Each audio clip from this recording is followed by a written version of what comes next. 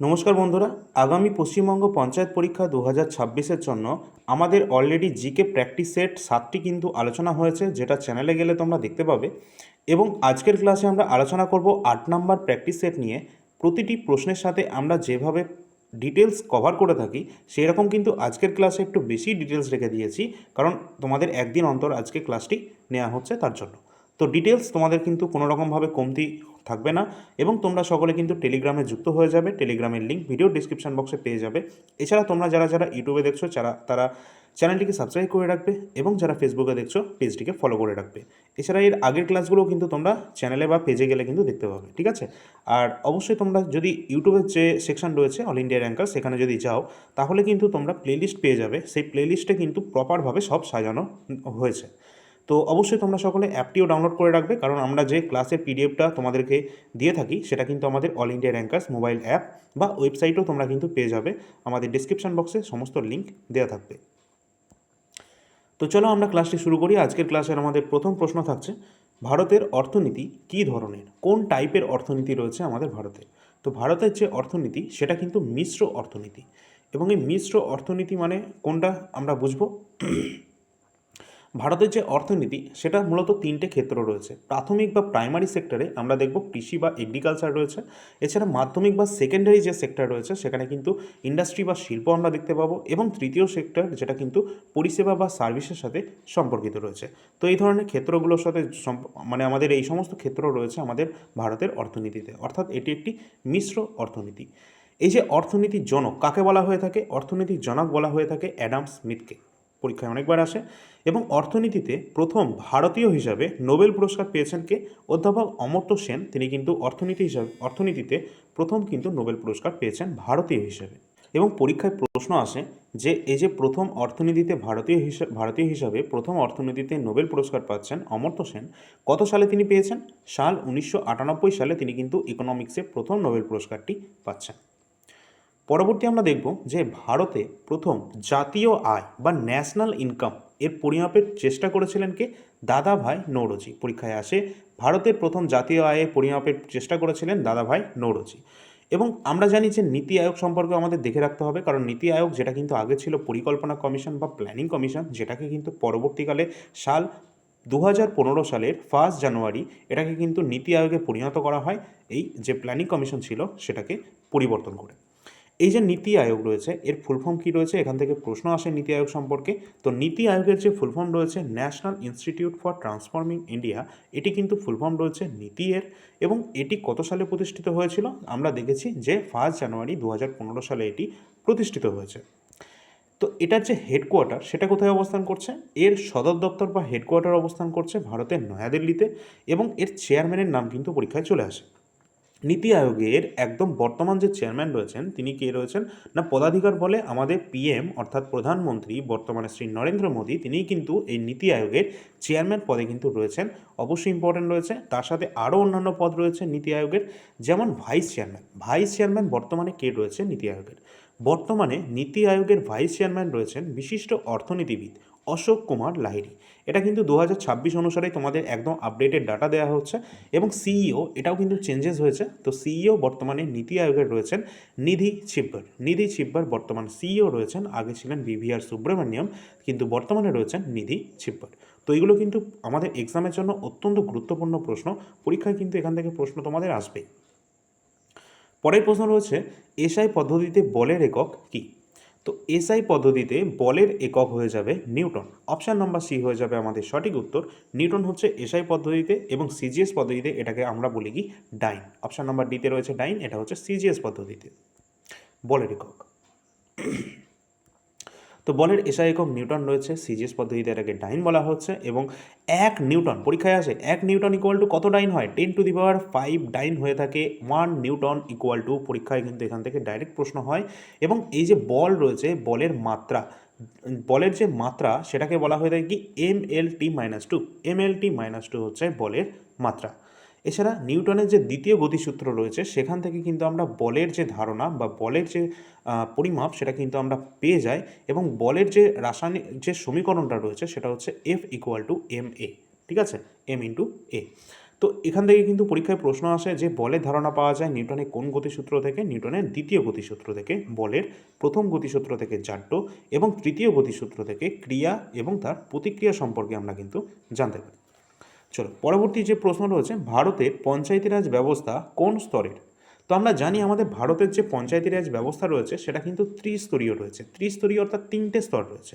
একদম নিচের স্তরে রয়েছে আমাদের গ্রাম পঞ্চায়েত রয়েছে, তার উপরে রয়েছে আমাদের পঞ্চায়েত সমিতি, তার উপরে রয়েছে জেলা পরিষদ।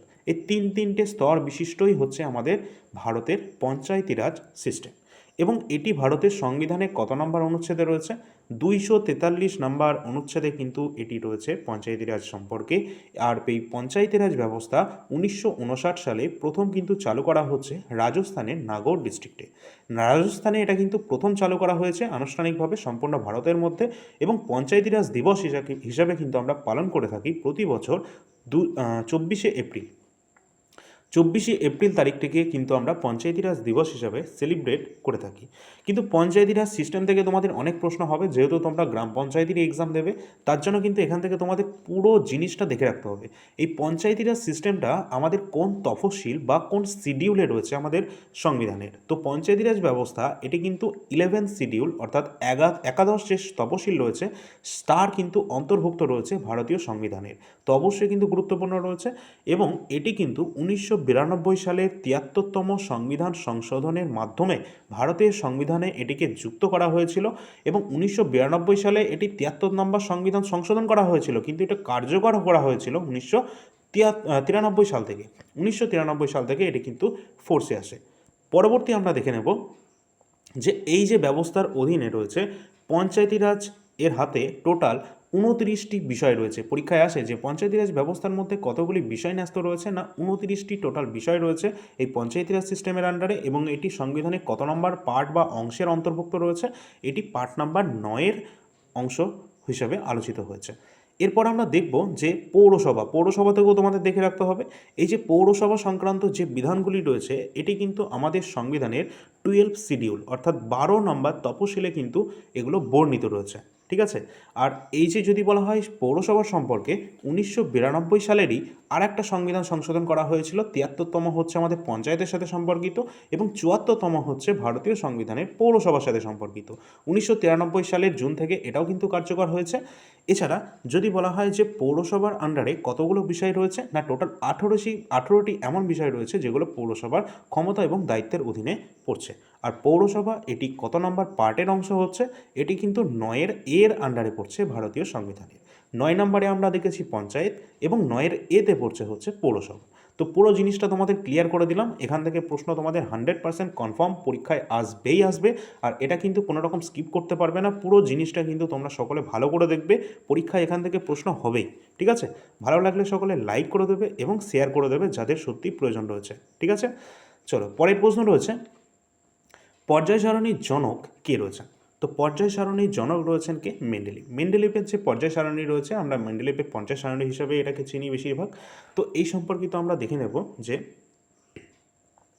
মেন্ডেলিভ তার সারণী অনুযায়ী সাজিয়েছিলেন যে পারমাণবিক ভরের ভিত্তিতে, অর্থাৎ মেন্ডেলিভ যে পর্যায় সারণীতে যে সমস্ত মৌলগুলোকে তিনি সাজিয়েছিলেন সেগুলো কিন্তু পারমাণবিক ভরের ভিত্তিতে তিনি কিন্তু এটাকে তৈরি করেছিলেন।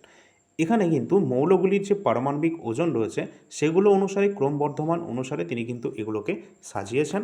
এবং টোটাল মৌলের সংখ্যা যদি বলা হয়, মেন্ডেলিভ তার সারণীতে 63টি মৌলকে স্থান দিয়েছেন। কতগুলো মৌল রয়েছে? 63। এবং এই যে পর্যায় সারণী রয়েছে এই পর্যায় সারণীতে টোটাল পর্যায় সংখ্যা রয়েছে 7টি এবং 18টি শ্রেণীতে কিন্তু বিভক্ত রয়েছে। পরীক্ষায় কিন্তু আসে এখানে কতগুলো পর্যায় এবং কতগুলো শ্রেণী রয়েছে? 7টি পর্যায় এবং 18টি শ্রেণী রয়েছে। পরবর্তী প্রশ্নে আমরা দেখব ভারতের সংসদ সদস্যদের বেতন এবং ভাতা কে নির্ধারণ করে থাকে? অর্থাৎ ভারতের যে সংসদে যারা কাজ করে থাকেন, যারা এমপি রয়েছেন, তাদের যে বেতন এবং ভাতা এটাকে নির্ধারণ করে থাকেন নিচের কে? অবশ্যই সঠিক উত্তর হয়ে যাবে আইন প্রণয়নের মাধ্যমে পার্লামেন্ট কিন্তু ডিসাইড করে থাকেন যে সদস্যদের বেতন এবং ভাতা কত হবে। তো এই অনুসারে তোমরা একটু দেখে রাখবে যে পার্লামেন্টের সদস্য হওয়ার জন্য ন্যূনতম বয়স কিন্তু লোকসভার ক্ষেত্রে 25 বছর এবং রাজ্যসভা থেকে যদি হওয়া যায় তাহলে কিন্তু সেখানে 30 বছর মিনিমাম হতে হয়। লোকসভা স্পিকারকে নিয়োগ করে থাকেন লোকসভার সদস্যরাই নিয়োগ করে থাকেন লোকসভা স্পিকারকে, বর্তমানে ওম বিড়লা রয়েছেন।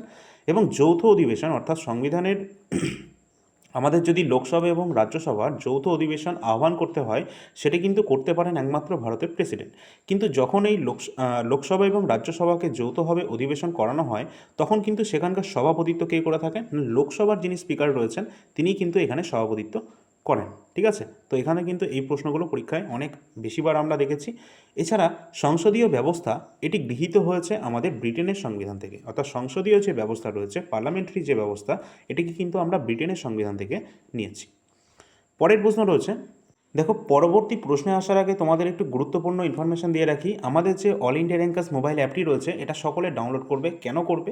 কারণ আমরা যে ক্লাসগুলো নিচ্ছি তার ফ্রি পিডিএফ কিন্তু এখানে তোমাদের আপলোড করা হয়ে থাকে। ফ্রি পিডিএফ সেকশন রয়েছে all India rankers mobile app, সেটা প্লে স্টোরে পেয়ে যাবে। এছাড়া যদি প্লে স্টোরে না পাও তাহলে কিন্তু তোমরা ওয়েবসাইটও পেয়ে যাবে। ঠিক আছে, তো ডিসক্রিপশানে সমস্ত লিঙ্ক দেওয়া থাকবে। এবং এখানে কিন্তু তোমাদের পেইড পিডিএফ সেকশানে কিছু গুরুত্বপূর্ণ পিডিএফ রয়েছে, যেগুলো তোমাদের এক্সামকে ক্র্যাক করার জন্য আরও কিন্তু তোমাদের উপযোগী হবে। কোন কোনগুলো রয়েছে? যেমন ভারতের ইতিহাস, ভারতের সংবিধান এবং স্ট্র্যাটেজিকে, এই তিনটে এখনও পর্যন্ত অ্যাভেলেবেল রয়েছে। এই তিনটে নিয়ে তোমরা পড়তে শুরু করে দাও, অনেকটা কিন্তু এগিয়ে যাবে অন্যদের তুলনায়। কারণ এখানে কিন্তু ভারতের সংবিধান এবং ইতিহাসকে খুব সুন্দরভাবে, একদম অল্প পেজের মধ্যে খুব সুন্দরভাবে বিস্তারিত ব্যাখ্যা করা রয়েছে। এগুলো এমনভাবে তৈরি করা হয়েছে, এগুলো প্রতিটি এক্সামে কিন্তু এখনও পর্যন্ত চলে এসেছে। এবং স্ট্র্যাটেজিকের কথা বলতে গেলে এখানে তো প্রতিটি গুরুত্বপূর্ণ, যে সমস্ত গুরুত্বপূর্ণ তথ্যগুলো তোমরা বারবার স্কিপ করে ফেলো বা পড়তে গিয়ে বাদ দিয়ে ফেলো, সেই সমস্ত তথ্যগুলো কিন্তু আমরা এখানে দিয়ে রেখেছি। 120টার ওপর এখানে টপিকের সংখ্যা রয়েছে। দেখো এখানে আমি ডেমো হিসেবে তোমাদের দেখাচ্ছি, যদিও আমাদের যে অ্যাপ রয়েছে সেখানে গেলে ডিটেলস তথ্য এবং ডেমো পিডিএফ তোমরা দেখতে পাবে। এছাড়া কোনো সমস্যা হলে এই নাম্বারটিতে তোমরা হোয়াটসঅ্যাপের মাধ্যমে যোগাযোগ করতে পারো, এখানে নাম্বার দেওয়া রয়েছে। এখানে যে সমস্ত টপিকগুলো রয়েছে স্ট্র্যাটেজিকের, সেগুলো তোমরা এখানে দেখতেই পাচ্ছ। টোটাল 120টার উপর টপিকের সংখ্যা রয়েছে এবং 126টি পেজের উপর মধ্যে আমরা কিন্তু এটাকে কমপ্লিট করে দেওয়ার চেষ্টা করেছি। এখানে গুরুত্বপূর্ণ সমস্ত বিষয় রয়েছে যেগুলো তোমাদের এক্সামে আসে। এটা আমাদের রাজ্যের, কেন্দ্রের, বিশেষ করে এগুলো কিন্তু এসএসসি, রেল এবং আমাদের রাজ্যের পিএসসি, ডব্লিউবিপি, গ্রাম পঞ্চায়েত, প্রতিটি এক্সামের জন্য কিন্তু সমানভাবে গুরুত্বপূর্ণ রয়েছে। কারণ বিভিন্ন গুরুত্বপূর্ণ হ্রদ বলো, অভয়ারণ্য বলো, ইউনেস্কো সাইট, আমাদের রামসার সাইট, বিভিন্ন গুরুত্বপূর্ণ ন্যাশনাল পার্ক, বিভিন্ন আবিষ্কারক, মানে যা কিছু রয়েছে এখানে সব কিন্তু আমরা এখানে দিয়ে রেখেছি। তো অবশ্যই গুরুত্বপূর্ণ একটি পিডিএফের মধ্যে রয়েছে স্ট্র্যাটেজিকে, যেটা প্রতিটি এক্সামের জন্য সমানভাবে গুরুত্বপূর্ণ আছে। তো তোমরা এগুলো দেখে নিও, তোমাদের যেটা প্রয়োজন রয়েছে সেটা তোমরা নিয়ে নেবে। যতটা তোমরা পড়ে রাখবে ততটা কিন্তু তোমরা অন্যদের তুলনায় কিন্তু এগিয়ে যাবে। কারণ সামনে যখন এক্সাম আসবে তোমাদের কিন্তু সেরকম কোনো টাইম কিন্তু তোমরা পাবে না, ফটাফট এক্সাম কিন্তু নিয়ে নেবে সরকার। এছাড়া ভারতের যে ইতিহাস রয়েছে সেটা তোমরা এখানে দেখতে পাচ্ছ।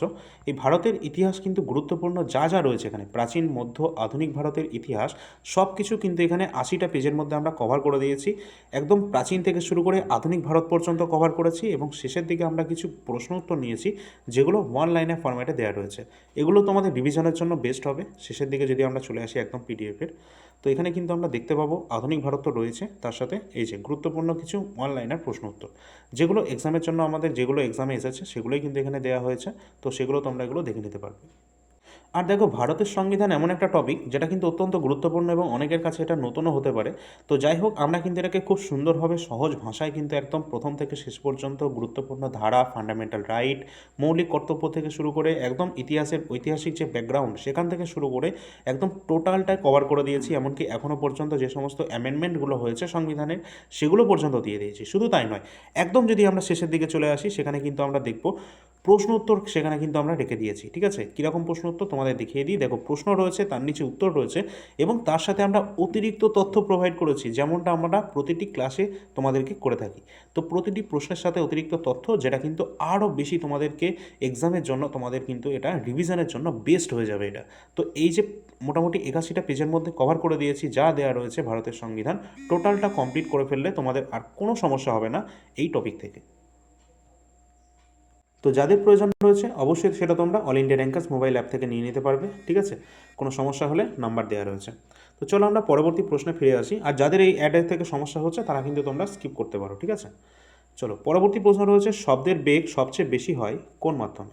তো শব্দের বেগ সব থেকে বেশি হয়ে থাকে কিন্তু কঠিন মাধ্যমে। অপশান নাম্বার বি আমাদের সঠিক উত্তর হয়ে যাবে, কঠিন মাধ্যমে সব থেকে বেশি হয়ে থাকে শব্দের বেগ। এবার আমাদের দেখতে হবে যে শূন্যস্থানে শব্দের বেগ কত। শূন্যস্থানে কিন্তু শব্দের বেগ 0 হয়ে থাকে, এটা তোমাদের মনে রাখতে হবে। আর পরীক্ষায় এটা এসেছিল যে বাতাসের শব্দের বেগ কত।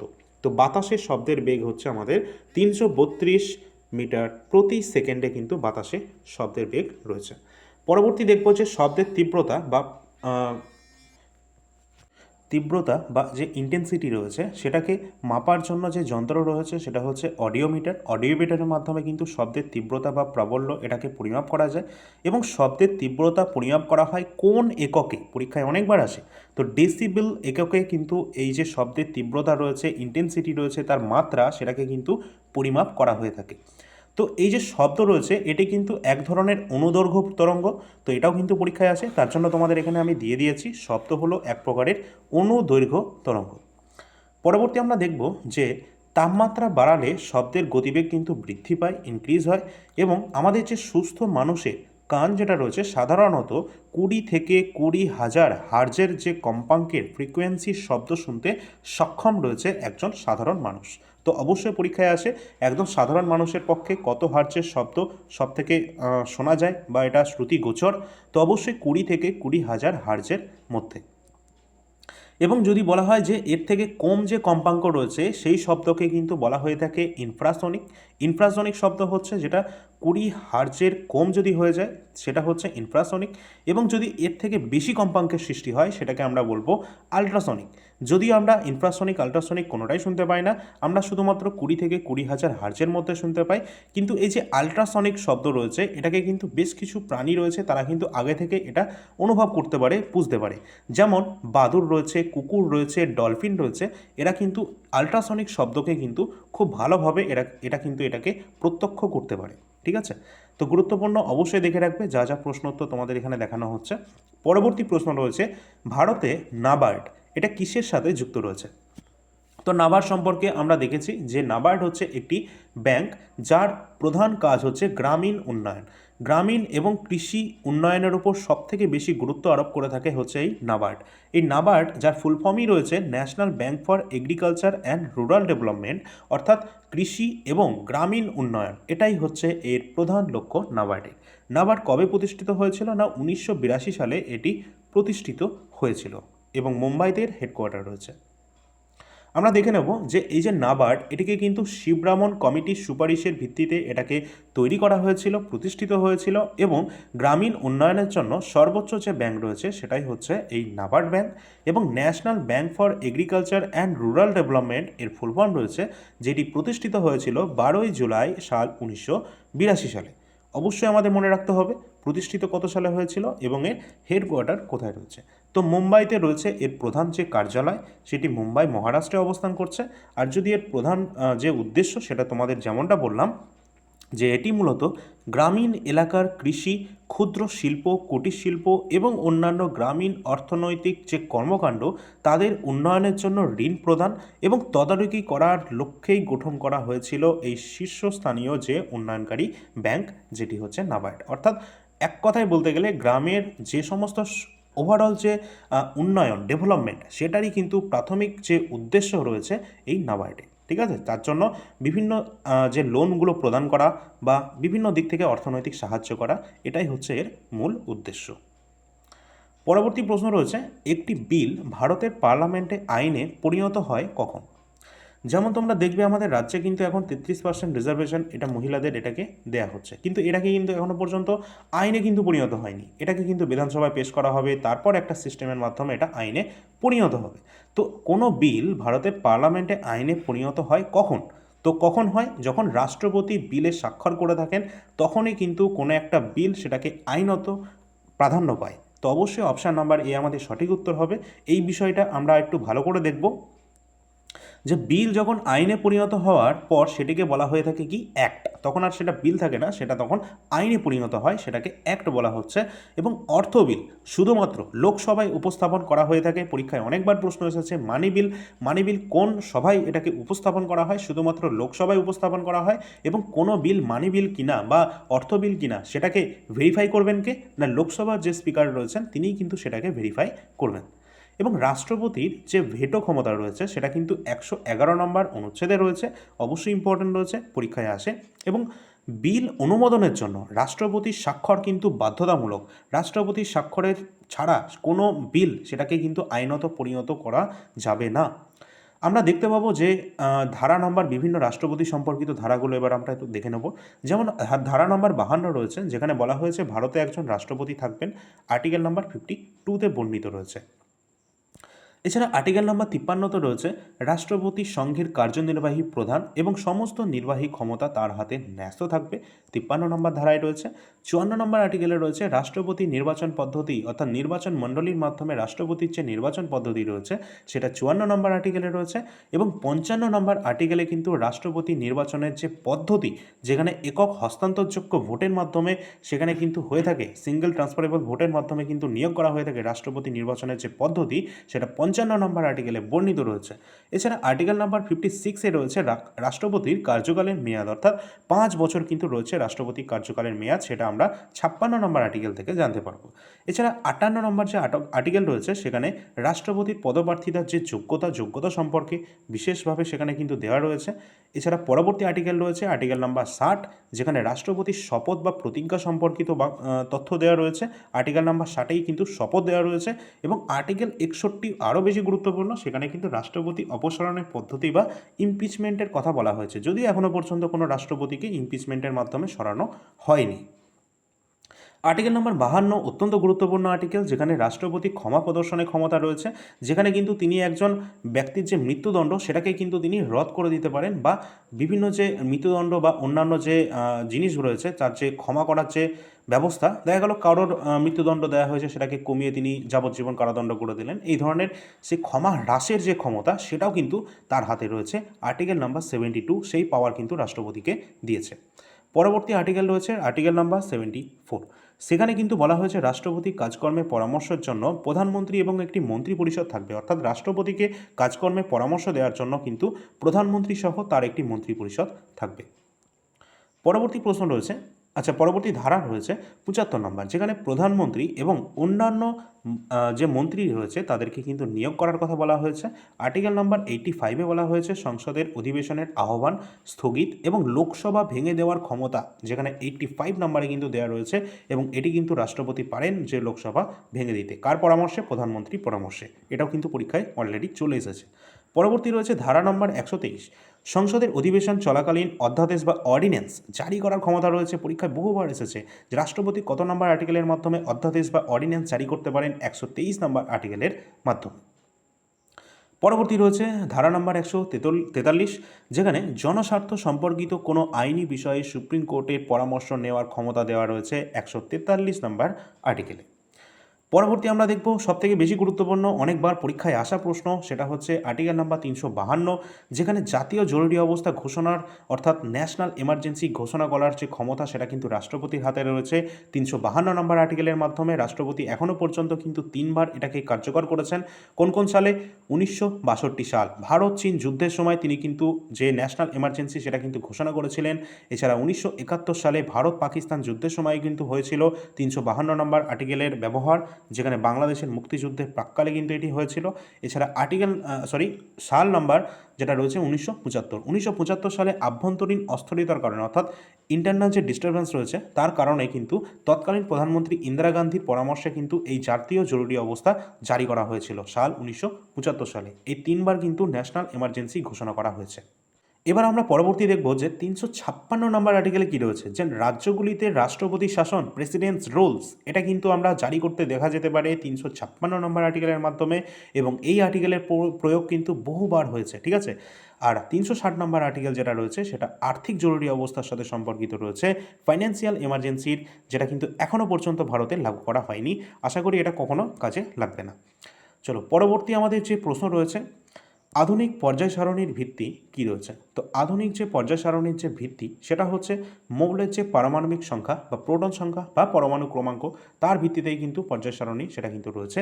এবং এই সম্পর্কিত আমরা দেখব যে পারমাণবিক সংখ্যা বা প্রোটন সংখ্যার ভিত্তিতে অনুসারেই কিন্তু আধুনিক পর্যায় সারণী যেটা গঠন করা হচ্ছে, যেখানে গ্রুপ নাম্বার 18-তে কিন্তু নিষ্ক্রিয় যে গ্যাসগুলো রয়েছে না, সেগুলো সব কিন্তু এখানে দেওয়া রয়েছে। এবং সর্বাধিক মৌল বিশিষ্ট পর্যায় কোনটা রয়েছে যদি বলা হয়, তাহলে সেটা হচ্ছে ষষ্ঠ পর্যায়, যেখানে সবথেকে বেশি সংখ্যক মৌল কিন্তু এখানে স্থান দেওয়া হয়েছে। পরবর্তী প্রশ্ন রয়েছে, কত নম্বর সংবিধান সংশোধনীর মাধ্যমে পঞ্চায়েতি রাজ ব্যবস্থাকে সাংবিধানিক স্বীকৃতি দেওয়া হয়েছে? আমরা জানি, আমরা প্রথমেই দেখেছি 73 নম্বর সাংবিধানিক সংশোধনীর মাধ্যমে, যেটা 1992 সালে হয়েছিল এবং যেটা 93 সালে কার্যকর করা হয়, এবং এর মাধ্যমেই কিন্তু পঞ্চায়েতি রাজ ব্যবস্থা অর্থাৎ ত্রিস্তরীয় পঞ্চায়েতি রাজ ব্যবস্থা কিন্তু চালু করা হয়েছে। ঠিক আছে, তো 1992 সালে এটি কার্যকর হচ্ছে, 1993 সালে কার্যকর হচ্ছে। ঠিক আছে, আর পঞ্চায়েতি রাজ ব্যবস্থাকে সাংবিধানিক স্বীকৃতি প্রদান করা হয়েছে এবং মহিলাদের জন্য কমপক্ষে 1/3 অংশ কিন্তু আসন সংরক্ষিত থাকে এখানে। এর অধীনে পঞ্চায়েতে মোট 29টি বিষয়, যেমনটা তোমাদের বলেছি প্রথমেই, 29টি বিষয় কিন্তু পঞ্চায়েতে আন্ডারে কিন্তু দেওয়া রয়েছে। পরবর্তী যে প্রশ্ন রয়েছে, যে ভারতের অর্থনীতির জনক কাকে বলা হয়ে থাকে? তো ভারতের যে অর্থনীতির জনক কিন্তু বলা হয়ে থাকে, অপশান অনুসারে সঠিক উত্তর হয়ে যাবে দাদাভাই নওরোজি। অপশান নম্বর সি সঠিক উত্তর হবে। তাকে কিন্তু grand old man of India বলা হয়ে থাকে।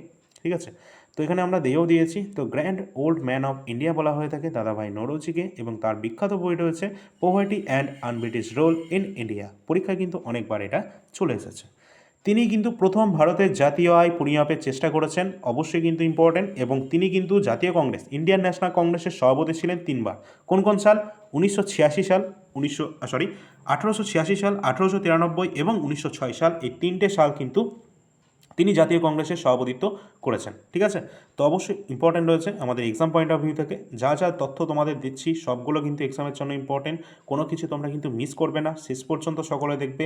যদি পঞ্চায়েত এক্সামে, শুধু আমি কিন্তু এই 8 পাসের পঞ্চায়েতের কথা বলছি না, এখানে পঞ্চায়েতে বিভিন্ন পোস্ট রয়েছে, মাধ্যমিক, উচ্চ মাধ্যমিক, গ্র্যাজুয়েশন, ভালো ভালো লেভেলের পোস্ট রয়েছে। ঠিক আছে, তো সেই সমস্ত পোস্টের জন্যই কিন্তু তোমাদের এখানে পড়ানো হচ্ছে। তোমরা কখনোই ভাববে না যে একদম 8 পাসের জন্য, পঞ্চায়েতের জন্য এত কিছু আমাদের পড়তে হবে, তা কিন্তু একদমই নয়। আমি পঞ্চায়েত পড়াচ্ছি মানে একদম লেভেল 1 থেকে শুরু করে একদম উঁচু লেভেল পর্যন্ত যতগুলো পোস্ট রয়েছে, সেই সমস্ত এক্সামে যা যা আমাদের জিকে কোশ্চেন আসবে তার জন্যই কিন্তু তোমাদের ক্লাসটা করানো হচ্ছে সেই রকমভাবে। এছাড়া তোমাদের কিন্তু আমি জাতীয় কংগ্রেস, ইন্ডিয়ান ন্যাশনাল কংগ্রেস পড়িয়েছি খুব ভালোভাবে। অলরেডি তোমাদের যাদের মনে আছে, তোমরা সকলে কিন্তু একটা প্রশ্ন করা হচ্ছে, সেটা কিন্তু অবশ্যই জানাবে। ইন্ডিয়ান ন্যাশনাল কংগ্রেস অর্থাৎ ভারতের জাতীয় কংগ্রেস, এটি কত সালে প্রতিষ্ঠিত হয়েছিল এবং কে প্রতিষ্ঠা করেছিলেন, সেটা কিন্তু অবশ্যই, সেটা তোমরা কমেন্ট সেকশনে জানিয়ে দেবে। অবশ্যই উত্তরটি সকলে কমেন্ট সেকশনে জানাবে। ভারতের জাতীয় কংগ্রেস অবশ্যই গুরুত্বপূর্ণ একটি টপিক, আর এখান থেকে প্রশ্ন কিন্তু তোমাদের আসবেই। ঠিক আছে, তো চলো পরবর্তী আমরা প্রশ্নে আসি। অ্যাভোগাড্রো সংখ্যার মান কত রয়েছে? তো অ্যাভোগাড্রো সংখ্যার মান কত রয়েছে? অবশ্যই সঠিক উত্তর যেটা হয়ে যাবে 6.023 × 10⁻23 অ্যাভোগাড্রো সংখ্যার মান রয়েছে। এটি অবশ্যই ইম্পর্টেন্ট রয়েছে, এবং এখান থেকে আরেকটা কনসেপ্ট আছে যে এটি কোনো মৌলের এক মোল পরিমাণের অণু বা পরমাণুর সংখ্যা বোঝায়, এবং গ্যাসের আয়তন এবং যে অণুর সংখ্যার মধ্যে সম্পর্ক বোঝাতে এটি কিন্তু নির্দেশ করে। অর্থাৎ গ্যাসের আয়তন রয়েছে যেটা ভলিউম, এবং অণুর যে সংখ্যার মান সেটাকে সম্পর্কটাকেই ডিনোট করে থাকে। ঠিক আছে, পরের প্রশ্ন রয়েছে, কে ভারতে পঞ্চায়েতি রাজ ব্যবস্থা সমর্থন করেছিলেন? ভারতে পঞ্চায়েতি রাজ ব্যবস্থা সমর্থন করেছিলেন নিম্নের কে? সঠিক উত্তর হয়ে যাবে Mahatma Gandhi. Option number A. Panchayati Raj ব্যবস্থা আমাদের সংবিধানের কিন্তু 40 নম্বর যে অনুচ্ছেদ রয়েছে সেখানেও কিন্তু রয়েছে। ঠিক আছে, তো 40 নম্বর অনুচ্ছেদেও কিন্তু রয়েছে, পঞ্চায়েতি রাজ গঠনের সাথে সম্পর্কিত রয়েছে এই আর্টিকেলটি। পরবর্তী প্রশ্ন রয়েছে, নিচের কোনটি ভারতীয় অর্থনৈতিক উন্নয়নের প্রধান সূচক? অর্থাৎ নিচের কোনটি ভারতীয় অর্থনৈতিক উন্নয়নের সাথে সম্পর্কিত রয়েছে? তো সঠিক উত্তর হয়ে যাবে মাথাপিছু আয়। অপশান নাম্বার সি সঠিক উত্তর হয়ে যাবে। এবং এই সম্পর্কে আরও আমরা একটু দেখে নেব যে মাথাপিছু আয় ইকুয়াল টু রয়েছে মোট জাতীয় আয় ডিভাইডেড বাই মোট জনসংখ্যা। অর্থাৎ মাথাপিছু আয় এটাকে আমরা কিভাবে ক্যালকুলেট করব? টোটাল জাতীয় আয় এবং সেটাকে ডিভাইড করব মোট জনসংখ্যা দিয়ে, তাহলে আমরা মাথাপিছু যে ইনকাম সেটাকে আমরা পেয়ে যাব।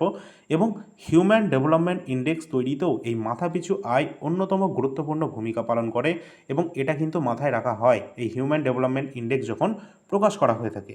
তোমরা জানো যে জুন 2026 অনুসারে হিউম্যান ডেভেলপমেন্ট ইন্ডেক্স বা মানব উন্নয়ন সূচকে ভারতের যে সর্বশেষ যে প্রকাশিত হয়েছে যে র্যাঙ্ক, সেটা কততম রয়েছে? 130তম র্যাঙ্ক কিন্তু ভারতে এটি কিন্তু প্রকাশিত হয়েছে।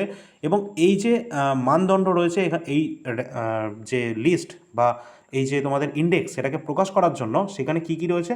স্বাস্থ্য রয়েছে, শিক্ষা রয়েছে, এবং জীবনযাত্রার মানের ওপর ভিত্তি করেই কিন্তু এই ইন্ডেক্স কিন্তু প্রকাশ করা হয়ে থাকে, হিউম্যান ডেভেলপমেন্ট ইন্ডেক্স। অবশ্যই ইম্পর্টেন্ট, পরীক্ষায় কিন্তু এগুলোও চলে এসেছে। পরবর্তী প্রশ্ন রয়েছে জিএসটি ভারতে কবে কার্যকর করা হয়? তো আমরা জানি যে 1 জুলাই 2017 সালে জিএসটি কিন্তু কার্যকর করা হয়। অপশান নাম্বার বি আমাদের সঠিক উত্তর হবে। জিএসটি, যার ফুল ফর্ম রয়েছে কি গুডস অ্যান্ড সার্ভিসেস ট্যাক্স। তো গুডস অ্যান্ড সার্ভিসেস ট্যাক্স এটি কিন্তু 101 নম্বর সংবিধান সংশোধনীর মাধ্যমে এটি কিন্তু যুক্ত করা হয়েছিল এবং 1 জুলাই 2017 তারিখে এটিকে লাগু করা হয়েছে। এবং ভারতে জিএসটি মডেল নেওয়া হয়েছে কানাডার আদলে, অর্থাৎ কানাডার যে পদ্ধতি রয়েছে জিএসটি মডেল তৈরির ক্ষেত্রে, সেখানে কিন্তু কানাডার যে মডেল রয়েছে সেটাকে কিন্তু ভারত এটাকে তুলে ধরেছে আর কি, এই অনুযায়ী তৈরি হয়েছে। তো জিএসটি কাউন্সিলের সভাপতি হচ্ছেন বর্তমানে কে রয়েছেন? কেন্দ্রীয় অর্থমন্ত্রী নির্মলা সীতারামন, তিনি কিন্তু বর্তমানে রয়েছেন জিএসটি কাউন্সিলের সভাপতি। পরবর্তী প্রশ্ন রয়েছে ভারতে পঞ্চায়েতি রাজ ব্যবস্থা কোন সমিতির সুপারিশে গঠন করা হয়েছিল? তো এখানে যে কমিটি আসছে সেটা হচ্ছে বলবন্ত রায় মেহতা কমিটি। এই কমিটির সুপারিশের ভিত্তিতেই কিন্তু পরবর্তীকালে ত্রিস্তরীয় পঞ্চায়েতি রাজ ব্যবস্থা কিন্তু গড়ে তোলা হয়েছিল এবং 1957 সালে গঠন করা হয়েছিল। আর এটি ভারতের প্রথম পঞ্চায়েত বিষয়ক কমিটি ছিল, যেখানে গ্রাম পঞ্চায়েত এবং ব্লক স্তর এবং জেলা স্তর এই তিনটে স্তরে কিন্তু গঠন করা হয়েছিল। পরের প্রশ্ন রয়েছে 1905 সালে বঙ্গভঙ্গ কার্যকর করেছিলেন কোন ভাইসরয়? অর্থাৎ 1905 সালে বঙ্গভঙ্গ কার্যকর করেছিলেন কে? সঠিক উত্তর হয়ে যাবে Lord Curzon. Option number B আমাদের সঠিক উত্তর হবে এবং তিনি কিন্তু 16ই অক্টোবর 1905 সালে এটি কার্যকর করেছেন এবং লর্ড কার্জন তিনি করছেন। আর বন্দে মাতরম ধ্বনি উঠেছিল, অর্থাৎ প্রতিক্রিয়াস্বরূপ কিন্তু বন্দে মাতরম ধ্বনি ওঠে এবং রাখি বন্ধন উৎসব কিন্তু পালন করা হয়েছিল এই বঙ্গভঙ্গের প্রতিক্রিয়া হিসাবে। এবং এটি রদ করা হয়েছিল কত সালে? 1911 সালে, যেখানে কিন্তু রদ করেছিলেন কে? পঞ্চম জর্জের ঘোষণায়, সম্রাট পঞ্চম জর্জের ঘোষণায় সেটাকে কিন্তু রদ করা হয়েছিল 1911 সালে। পরবর্তী প্রশ্ন রয়েছে স্বরাজ আমার জন্মগত অধিকার, এই যে উক্তিটি রয়েছে এটি কার? অ্যান্সার করার চেষ্টা করো তোমরা, অবশ্যই সকলে পারবে এটা। স্বরাজ আমার জন্মগত অধিকার, যেটা কিন্তু অবশ্যই বাল গঙ্গাধর তিলকের গুরুত্বপূর্ণ উক্তি রয়েছে।